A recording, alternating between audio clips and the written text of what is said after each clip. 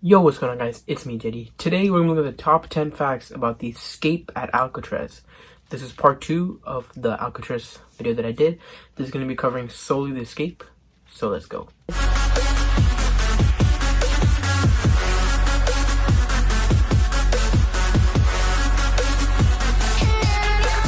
So if we're going to start off, we got to start off with where it all began. So we're going to look at the guys who actually escaped. We have Clarence England, John England, and Frank Morris.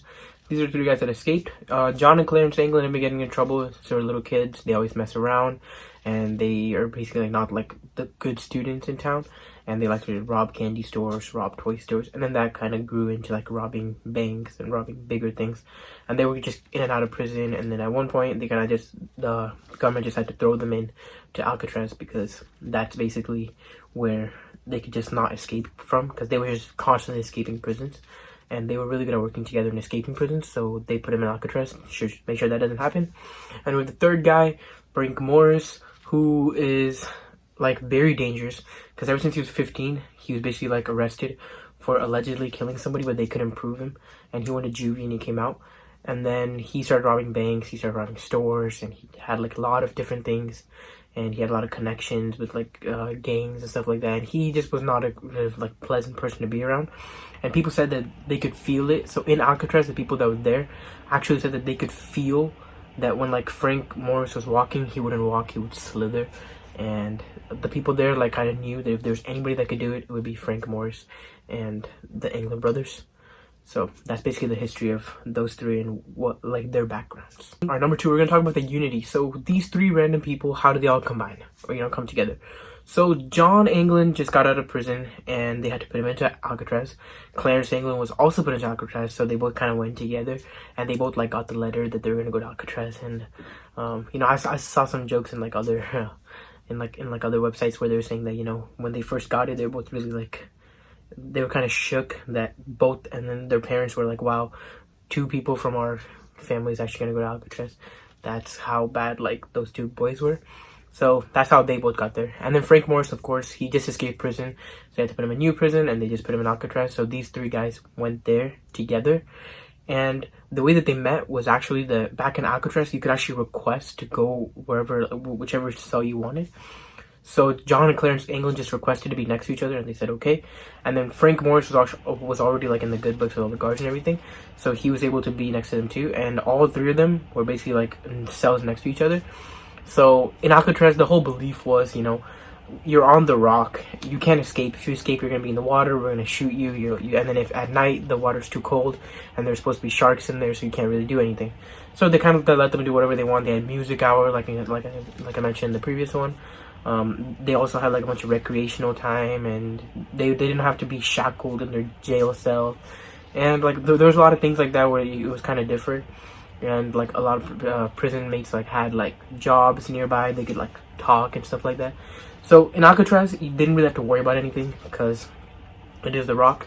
But that's where they were wrong, because all 3 of them were in cells next to each other, and they were all able to plan. And that's when the whole idea of escaping first started. There's a 4th man. So Alan West was actually one of those people who were there in Alcatraz for a long time.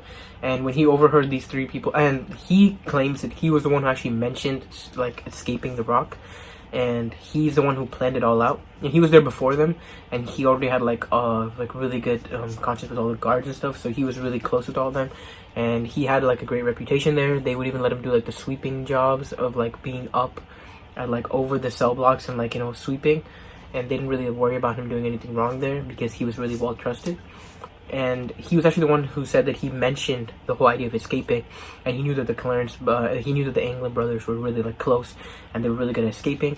And he also knew that Frank Morris was, if there's anybody that could escape, all of Alcatraz basically knew it would be Frank Morris. So he basically made that team of those 4 people, including himself, that could escape. And he's the one who basically did all the mastermind works. And at the end of the day, he couldn't escape because his event was actually not opened. I'll tell you guys more about that.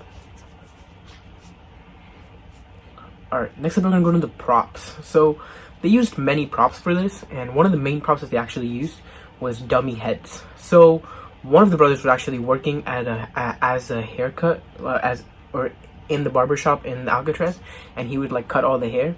So of course he just took some hair, put it in his pocket, brought it back to his cell, and then there were other inmates who actually helped the brothers and Frank Morris like design heads, and they were actually able to like make heads and out of clay, and they had like soap, and they had like, there were the other inmates that kind of helped each other, because at that point the inmates were like, you know what, if there's anybody that's going to escape Alcatraz, we got to help them, so that way, you know, because at the point all the inmates are basically friends, they're all like roommates, so they're all helping each other.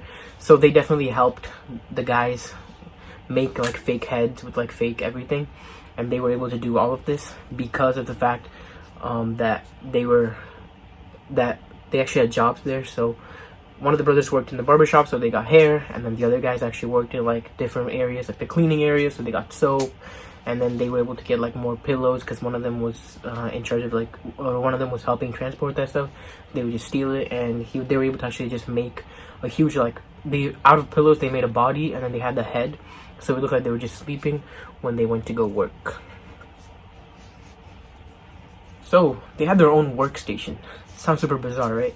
Well, the way it works is they were actually able to escape their cell and go up onto the cell block where they actually had an area. And you remember how I mentioned that Alan West used to be a sweeper? He actually slept on top of the cell blocks, but what happened was they were actually able to use that place as like the workshop, because from there the guards could see. But what Alan West did was he started swiping some of the dust onto the ground, and all the prisoners would complain about it, and the guards would complain about it. So then the higher-ups gave him permission to hold up or put up blankets to kind of hold, like, completely shut off that entire area, so nobody could see what they were doing. So these three would actually go up on top of the cell block, being hidden by the blankets with the night patrol guards. They would have these pillows and their head, so it would look like it's their body and they're sleeping, when in reality they actually go up on top of the cell block, and they're able to make rafts, which one of the brothers looked at. And then the library, they actually had an engineering magazine where they teach you how to make rafts from like life jackets and from raincoats. And all the prisoner inmates let these three guys have their raincoats, so they would actually make raincoat like rafts from like platoons. And then they also made life jackets, and they were actually able to use all these things later when they actually escaped. So escaping in and out of their cell, they couldn't get out of the cell in any way.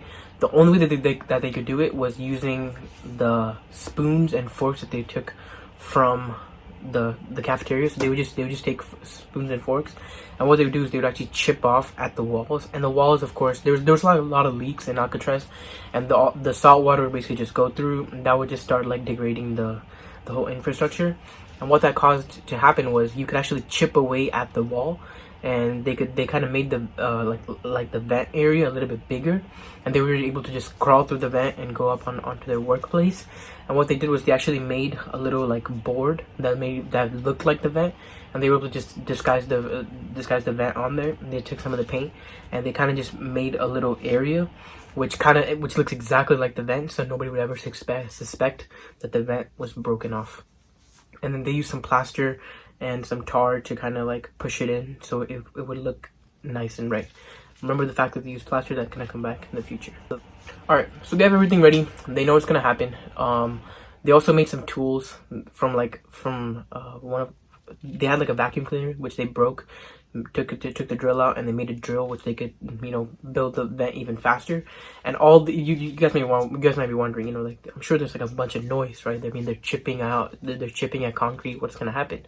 Well, the cool part about that is there's a music hour, right? Like I mentioned. So they had a music hour. So it'd be like a cacophony of like all these instruments like just playing. So what they did, the brothers and Frank, they were able to use that music as their disguise. So they would just break off at the walls, and they would use that drill right then, and they would just hand it off to each other because they're right next to each other, so they can just hand it off. And they all used it. They were all able to like make a really big vent hole, so they could all just go through. And all this they were able to do with the cacophony that was going outside because of all the music. And within that hour, they were able to get as much work as done. They were able to do as much work as possible. So they were ready now. They had everything to go. They took all the rafts and stuff and put it in a little backpack that they had. They made the backpack out of like life jackets, and they just strapped it together. And so then John England left, Clarence, all of them left out. And the people there, all the prison mates knew that that was the night that they were going to escape because, you know, Clarence England went around telling people like, okay, bye guys, I'll see you. You know, like talk about being subtle. But he basically went around and he literally told everybody that he's out and he's going to leave and he'll see you guys later and stuff like that. And then that's it. John, Clarence, and Frank left. So Alan West was supposed to go with them too because he's the one who kind of like, you know, helped this whole thing, and he actually wanted to escape too. But the night that he was trying to escape, you remember how they put the plaster? I told you guys to remember that, right? So that plaster actually dried up. So now he couldn't break out of there. And then so the three went outside of the cell walls and they actually went to Alan's vent. They tried to kick it open, but they couldn't. So then John basically, or Frank Morris basically just said, all right, we're gonna go. We'll go to the roof and we'll leave your stuff there. We will head out, and if you make it in time, we'll take you with us. So they left, and you know Alan was just trying so hard to just break it, but he couldn't, and he just could not break his vent. At that point, he just went back to bed. And then these three were on the roof, and on the roof they actually were able to push off the vent, and so they basically just climbed the inside of the wall. And there was like this huge like vent cover which they pushed over, but like that kind of made a huge noise and everybody could hear that noise. They said that noise was about 10:30, and of course the prison guards didn't react to it because they didn't think it was anything big. They thought it was just like one of the pigeons or something. So these three guys actually ran out, got off the roof, jumped off, and they were actually able to jump 11 feet fence, go outside, and they actually inflated the whole raft. All this never tested before raft. They were able to blow it up, make the raft, and then they actually set off into sail. And they even left back like one of the raincoats for Alan West in case he ever made it, but he didn't. So these three set off and they were actually able to go. The currents took them. They wanted to shoot Angel Island, and what their goal was to shoot Angel Island, but if they hit Horseshoe Bay, which is where the currents would have taken them, they'd been able to go to safety. And at the end, they actually took off, went in, not being noticed, and their heads were still there, and Alan West could not escape. Alright, lastly, basically what happens is those three went away. The next day the guards come up and they go to Frank Morris's cell, and they go in there and they say, alright Frank, wake up, it's time to wake up. He doesn't wake up, so they put their hand in and they just knock they try to like hit his head to wake him up, but what happens is his head falls on the ground. Then the guards get like, they start sounding the alarms go off, they start throwing a huge search party, and what they find is that all the things that the prisoners left were basically like all their belongings and everything washed up onto Angel Island, which is where they wanted to go. But the thing is, there's no way they would have made it to Angel Island. Even if they did, it would have been really hard for them to go from there to Horseshoe Bay. So everything actually washed up to Angel Island, and the people said that these are all like valuable belongings that they really needed, so why would they leave it behind? And of course, there's also other conspiracy theories saying that, okay, they would have left it behind just to throw the FBI off, and they would have actually made it. So there's actually no evidence that they made it, and there's no evidence that they sank, or there's no evidence that they didn't make it, because they actually were able to find a raft on Angel Island, or on Horseshoe Bay. They're actually able to find a raft on Horseshoe Bay, and they also found all their belongings on Angel Island. And the cool thing about that is, if they actually got off on Horseshoe Bay, all the belongings would have actually washed up on Angel Island. So there's also a small time window in which they could have set off to the point where they would have actually been able to make it safely on Horseshoe Bay if they just let the currents carry them. And there are actually 3 Dutch scientists who tried this, and they made a documentary about it where they tried it themselves, and they failed, of course. And I don't get why they would do that, considering the fact that these 3 are hardened criminals who have the adrenaline to survive. So at the end, even if they didn't make it, they just jumped off and swam for it. And these 3 Dutch scientists were just sitting back and not really doing anything. Nothing against them, but I think that the criminals would have actually had a little bit more adrenaline and a little bit more power to actually go for it. So finally, we basically have all these conspiracy theories. Some say that they made it, some say that they didn't. At the end of the day, you got to believe what you want to believe. Me personally, I think that they did make it, because of the fact that there's so much evidence pointing to the fact that they would have made it. Like the warden said that at one point he took a flower from Frank Morris and he crumbled it up and he threw it because he just did not like him. And then Frank Morris took that flower, kept it, and the warden said that he actually found that flower on Angel Island, and it wasn't just like something that just washed up on the floor. It was actually like planted there. So or on Horseshoe Bay. So he thinks that, so the warden like strongly believes that the 3 made it. And a couple years ago, like a few years ago, like 2 years ago, There was actually a letter from Clarence Anglin claiming to still be alive, and he was basically saying that his brother died and Frank Morse died, and he was still alive. He had cancer, so he wanted to get treatment for that, and he would surrender himself if they let him get treatment. But of course, the FBI said no. And this case is still open. It won't close until, of course, Clarence Anglin, if he dies. And even if he does die, then they take DNA tests and everything, and then they would find out if it really was him. So, what do you guys think? Did they make it? Did they not? Comment section below, guys. Go for it. Run it. Tell me everything. Talk about everything in the comment section below. Have discussions. Keep them kind of friendly, though. And, yeah, guys. I'm going to give you guys 2 things that you guys really need to follow. Number 1, right there. Instagram, at Jedi.Solomon. You have to do that, alright? Number 2, boom. Subscribe button. That huge red and gold button. Yeah. Hit it. Subscribe. Okay? And also, like the video, share the video, and subscribe. Yeah, go do that. Alright? These 3 things, alright?